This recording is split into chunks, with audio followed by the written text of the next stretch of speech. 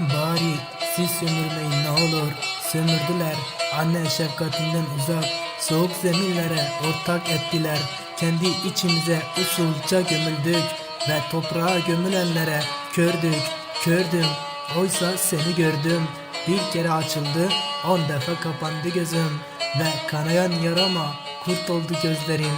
Böyle düzende, bu sistemde, yani sömürgenin en çok bastırdığı bir yerde seni nasıl severim? Hadi sevdim diyelim. Bize bırakırlar mı? Diri yaşatmaz, ölüyü uyutmaz diyordu şair. Ben o şairin sözleri. Hadi dört bir yana dağıt beni. Gözümden düşürme, yüreğimden tut. El koy yüreğime, işgalinle korkut.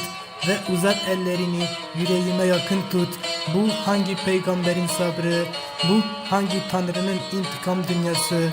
Sadece bizde toplanmış günahlar ve ağır ağır çoğalan yasaklar. Yasaklarla çoğalan ölümler.